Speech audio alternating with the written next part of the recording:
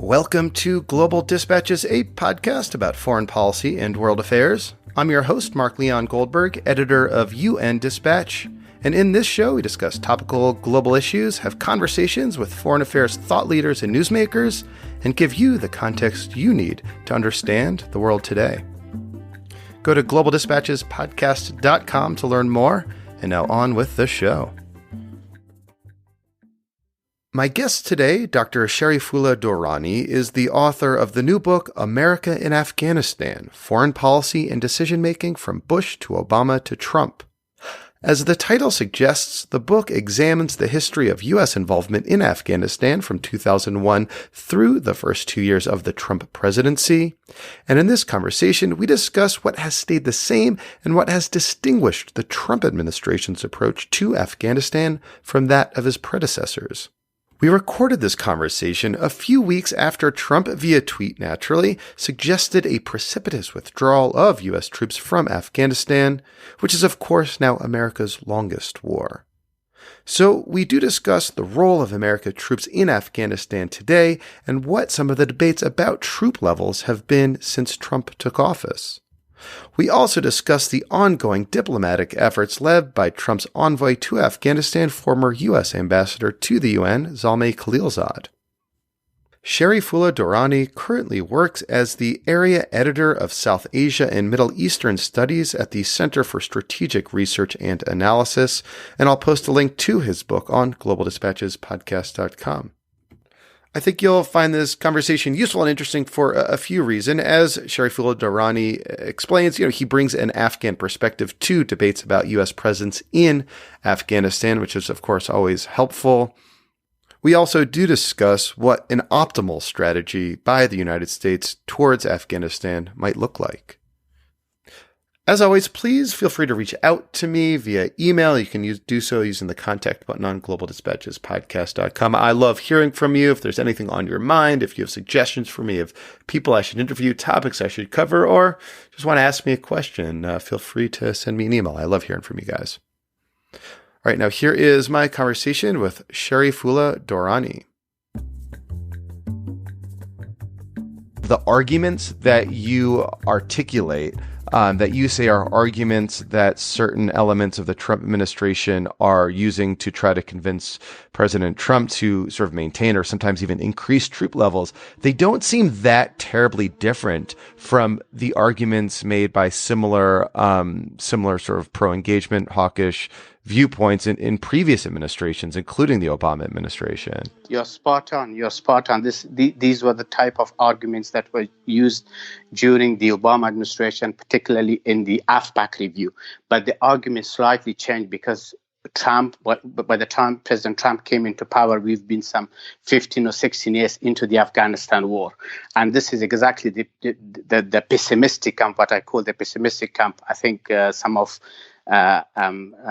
President Trump's closer advisor, such as Jared Kushner and I think at the time was Stephen Bannon, they said, we're not going to buy this argument. The military and the pro-engagement camp has been telling us for years and nothing happened. Afghanistan is doing really badly. The Afghan complicity is getting worse and worse. It's not just Pakistan, Iran, and Russia that are also reportedly helping the Taliban. And, we're not going to win in Afghanistan. We're not going to stay in Afghanistan. So you're absolutely spot on. And that is the kind of arguments that Donald Trump heard from his advisors. And then he had to... Yeah, well, okay. So you have like what you call the pessimistic account, yeah, which would augur for a withdrawal of U.S. troops, and then you have like the optimistic camp or the pro-engagement camp or the hawkish camp, yeah, that suggests we need to sort of maintain or increase our involvement. And these, it seems, to have been like kind of the rough fault lines of the debate in administrations over the past 17 years. Absolutely. This has been the debate for the past, I would say, 10 years. After the AFPAC review, this has been the debate. And Trump, President Trump came up with a policy. He said, okay, I'm gonna give you some 3,000 troops or some 4,000 troops, and I'm not going to also micromanage from the White House like President Obama was doing. I'll give the power to the military camp. The military camp will be making the decisions from now on, and what authority the military on the ground will have. And the most important part of President Trump's strategy regarding Afghanistan was its identification in specific terms to say, Pakistan, you are interfering in Afghanistan, you're supporting the Taliban, the Haqqani group, and you've got to stop. If you do not stop, you'll face the consequences. We've seen those kind of words from previous administrations, particularly from the Obama administrations, but they were not in such explicit terms. And when Trump said it, and I think because he's famous for calling a spade, and he's also sometimes he delivers. I think this is what many Afghans, which is my book, the book I've written on Afghanistan, is from an Afghan perspective. I see the American war from an Afghan perspective. And I think many Afghans were helpful. They thought, okay, this is great because this new president sees, he's very transparent, he's honest, he tells us what the problem is. And I think this has been the major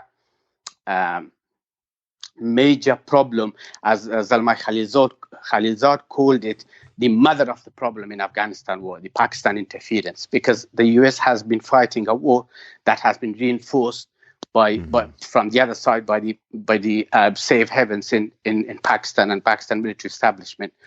It's sort of interesting to me that you would describe Trump as sort of honest and transparent, which they're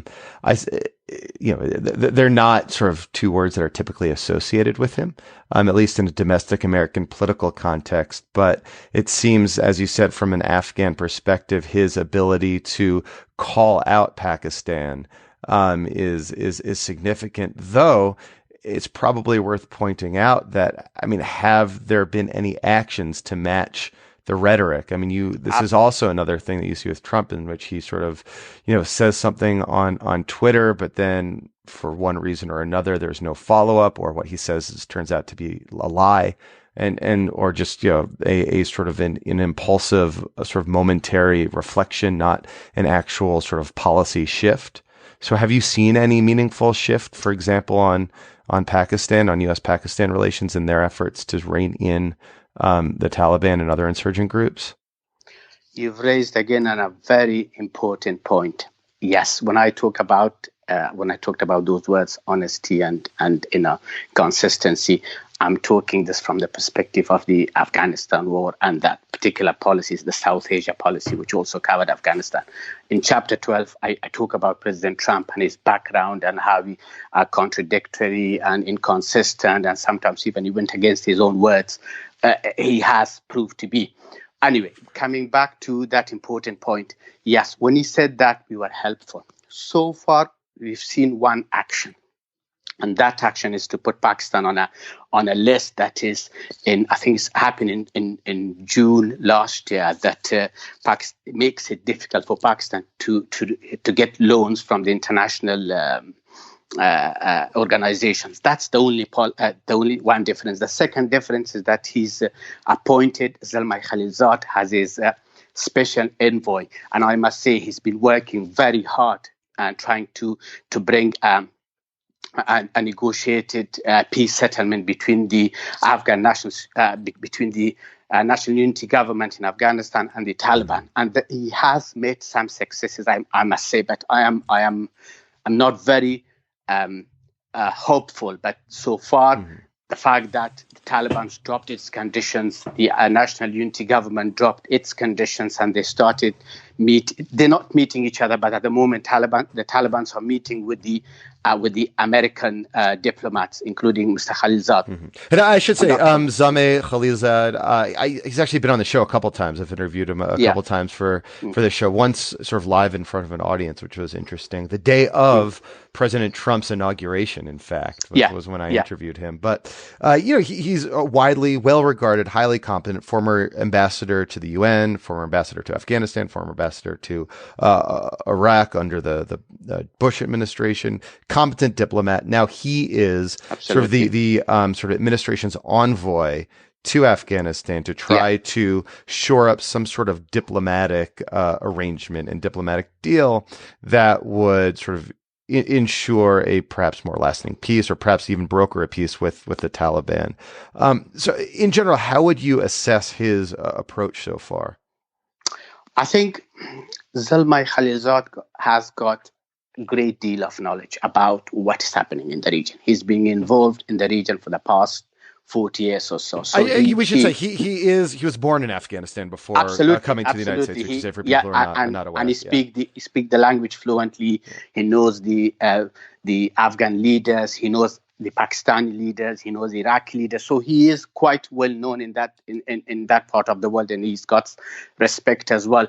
And he knows exactly what the problems are. I mean, he wrote a piece last year before President Trump came into power, and he explained all the problems in Afghanistan, what are the threats that are facing Afghanistan. So yes, he's been going and meeting with the right people, with India, with Pakistan in particular, with the Pakistani leaders, I mean, with Indian leaders, with Chinese leaders, with Afghan leaders, and I think there might be some, I'm not sure, but I think there might be some talk behind the curtain with somehow getting the Iranians also involved. And so he is involved heavily, and also he's persuaded Pakistan to send the Taliban negotiators to Qatar and to Dubai and to speak to the Americans. So he's been doing so far quite good.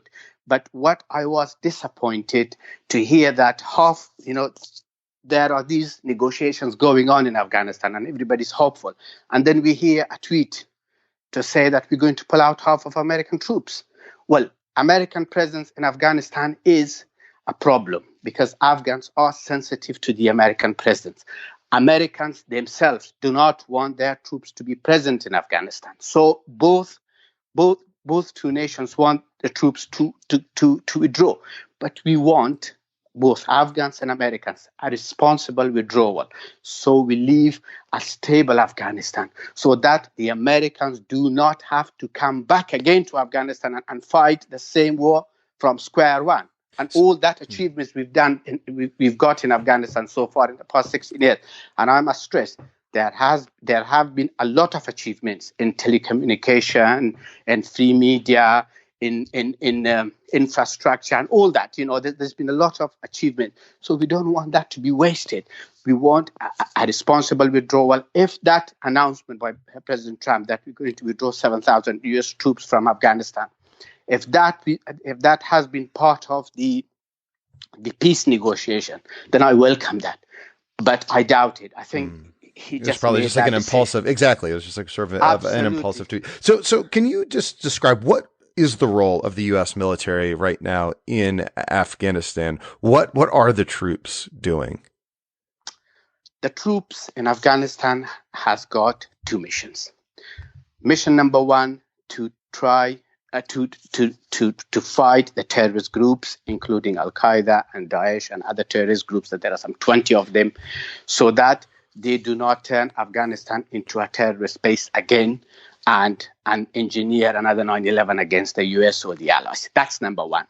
Number two, to train, assist, and advise the Afghan National Security Forces so that they stand on their feet, and then in the future, the US military doesn't have to stay in Afghanistan and withdraw. That's the two policies that they are basically have since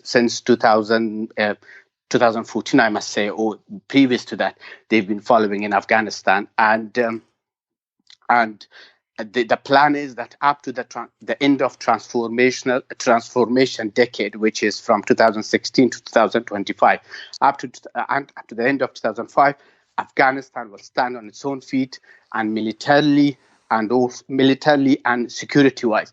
and economic, in terms of economy, that it will be defending itself and it will be able to funding itself. What sort of effect would like a precipitous withdrawal of U.S. troops have? Like, what if, in fact, unlike say the Syria pullout announcement, this is sort of followed up vigorously by the Oval Office and is not slow rolled by the bureaucracy? What effect would pulling out 7,000 troops quickly have on the security situation and in general on the kind of training mission that you described? It's a very good question. Well, in Syria, if the American troops, I'm just going to make a comparison, and hopefully that will make things much more clearer. In Syria, if American troops withdraw, then probably we'll have the Syrian military come in its place, or probably the Turk or fight the Kurdish troops that America currently support, or the Kurdish troop might stay there. So none of these groups are enemy to America. In other words, they have no plan to attack America like Al-Qaeda or ISIL. But in Afghanistan, if the American troops withdraw and if America stop its assistance to Afghanistan, then we're going to have a repeat of 1992. That's when the Soviet Union withdrew from Afghanistan, stopped its support to the Najib government at the time, President Najibullah, and then we got all the Mujahideen poured into Kabul. They start fighting among each other. Mm-hmm. So if this and then the Taliban took over, and 4 years later, after the Civil War, the Taliban took over. So even if American troops, it depends on the nature of the withdrawal. If they withdraw their troops slowly and they stay committed to Afghanistan, support the Afghan National Security Forces, work hard to establish an effective Afghan National Security Forces, and provide the political and other sort of support to the Afghan government, the Afghan government might survive. I mean, I don't know. Isn't that like what the U.S. has been trying to do for the last, 15 years? Trying to, support the Afghan government, trying to train the Afghan security forces, but just hasn't been successful. So what is to say that sort of doing more of the same might result in a different outcome? It's a very, very crucial question. And I say it in my book very clearly. With the current strategy, if America stays in Afghanistan, no matter it stays 1 year, 1 decade, or 1 century, things will stay the same, because we have on the other side of the border terrorist sanctuaries. Some, according to Woodward, Bob Woodward, a journalist, 150 camps, and they keep training insurgents and sending them to Afghanistan. The Afghans fighting, Afghans and the coalition fighting them, and the fight keeps going on. Both sides are supporting the two different sides in Afghanistan, and nobody is winning. So what is the solution? The solution is that instead of focusing on Afghanistan, that was one of the major conflict between President Karzai and the Obama administration. President Karzai kept telling the Obama administration, do not fight in Afghan villages. You are killing innocent people. That camps are on the other side of the border. Go and deal with them. We don't want you to fight Pakistan. Of course, Pakistan has got the 6th largest military in the world. It's a nuclear country, but use your soft powers. And that is what Zalmay Khalilzad has been calling for a few years now. Use your soft powers, put pressure on Pakistan so that it creates conditions so that supporting the insurgency in Afghanistan becomes so expensive for the Pakistan military establishment, and it stops. When I talk about Pakistan, by the way, I'm not talking about the ordinary people. They are great people. They're also suffering from terrorism, from all sorts of, they're themselves victims of terrorism. I am talking particularly about the military establishment, ISI in particular. They are indirectly has been in war with the military, with the American forces, and until and unless this issue has been dealt with, we will have no success in Afghanistan. Even 10 years down the line, we will have this interview with you, and I'll be saying the same thing, and Afghans will be the same thing. So basically, I mean, you've written this entire book examining U.S. strategy towards Afghanistan since the Bush administration, and it just like sort of seems that what you're advocating for, what you've found, that like an ideal strategy is not necessarily like an Afghanistan strategy, but a regional strategy that more consistently pressures Pakistan to withdraw its support for Taliban and other destabilizing elements in the country. And yeah, of course. My book basically covers 6 important decisions, starting from the intervention decision when President Bush decided to intervene in Afghanistan, up to the decision when President Trump did another surge in August 2017 to send some more troops, US troops. So it covers 6 decisions. It focuses on how those decisions were made. It covers how, when those policies were implemented in Afghanistan, did they fail or did they succeed? If they failed, why they failed? What went wrong? So it's basically focusing on false policy assumptions. And I'm trying to explain that those policy assumptions that you had in Washington, they were far away from Afghanistan, from the reality on the ground. You've got to understand the reality on the ground and then deal with it. Well, President Obama sent 100,000 troops to Afghanistan. When he did the surge, 30,000 troops. American troops, there were 100,000 American troops. There were some 50,000 NATO troops. There were some 200 or more, 250, because the Afghan National Security Force work was in progress that they were building them. So nearly, you could say 400 to 500,000 troops. If with 400,000 or 500,000 troops, they couldn't bring stability or security in Afghanistan, how could they do it with more or with less? So the most important thing is, you are absolutely right, Mark. We need to have a regional strategy, which we do have. To be fair to the Trump administration, we do have. There is much more work now going on compared to the previous administrations, and that's why I see the difference now. If we do not see tangible results, say in a month, 2, 3, or 4 months' time, and say that those who are involved in Afghanistan, though, are double or playing the US, what if they don't participate honestly, and they're just trying to play and waste the time until there's an election in America and another president comes into power? What will the Trump administration do? That's the most important question. If Zalmay Khalilzad believes that, okay, I'm here, I've been here for 5 or 6 months, I don't see any results, I know they are playing me, what am I supposed to do? And that is important. That factor is important. When in 2001, President Bush said to Colin Powell to call Pakistan and tell them you are either with us or against us. President Musharraf spoke to his 7 military commanders and he said, what are we supposed to do? And Bush really means it. If we say we're not with you, then the chances are that he could declare as a state sponsor of terrorism, and his 4 doctrines and his global war on terror could be applicable to Pakistan. Because they saw that threat, then they said, okay, we have to stop supporting the Taliban. We have to comply with the 7 US demands that they've made. And hence, we saw the Taliban collapsed easily. Even then, if the Taliban continuously received the support from Pakistan and other countries, I think Americans would have been fighting even in 2002. But because that support stopped, the leaders were told to withdraw, then we saw Afghanistan collapse. The Taliban collapse, sorry. Mm-hmm.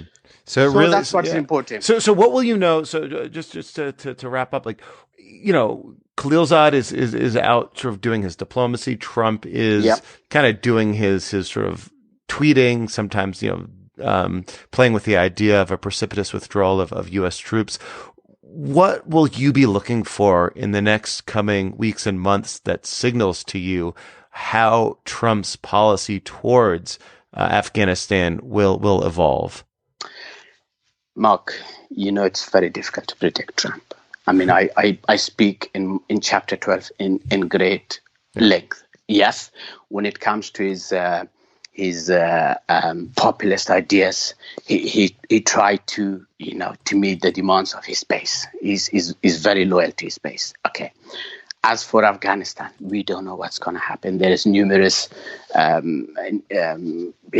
Robert Miller's there investigating. There are the issue of his unwise war with the media and the left wing, and Democrats are in power. It all depends what's going to happen in America and on domestic realities in America.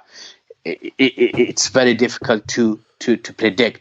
But what I fear is this, that if Trump runs out of ideas and wants to feed his base, and then he suddenly decides that I'm going to withdraw American troops from Afghanistan, as a few weeks ago he was saying that the Russians are there, the Pakistanis are there, the Turks are there, Irans are there, Indians are there.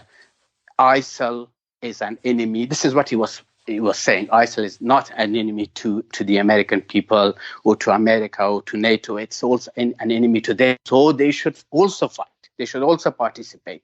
So it is very, very. I have no idea. Things are changing rapidly, but it's a very, very important stage for Afghanistan itself, because a decision by Donald Trump to withdraw the troops irresponsibly, a hasty decision, which he criticized Obama, by the way, for withdrawing troops from Iraq, and then it created a condition which ISIL was created and nurtured. That's said it repeatedly on the campaign trail. He said it repeatedly. He made President Obama responsible for ISIL. So what if he makes the same decision, and then the Afghan government, again, as I said, depends on the sort of withdrawal or the nature of the withdrawal. What if the Afghan government stays in power as good? If he doesn't stay and it gets collapsed and the Taliban comes into power and the other groups come into power, then nobody knows what will happen, what the future holds for Afghanistan. And also, it's very difficult to predict President Trump as well. I really hope that we see some results. There is a negotiated peace.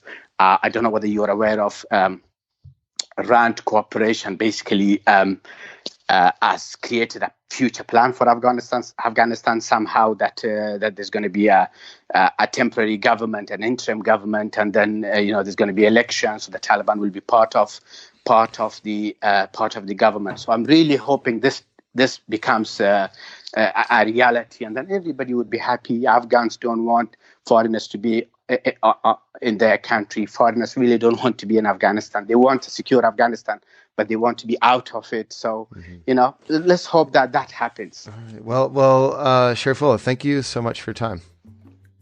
No problem. Pleasure. Thank you very much. All right. Thank you all for listening. Thank you to Sharifullah Dorani. That was very helpful and a good perspective on the situation in Afghanistan and U.S. policy towards Afghanistan. As always, big thank you to the Global Development Institute at the University of Manchester for being an ongoing content partner of the show. If you are with an organization and you want to see the kind of content from your organization appear on this podcast, let me know. If there's expertise you want to highlight, send a note my way, and we'd love to tell you about our content partnership opportunities. All right, we'll see you next time. Bye.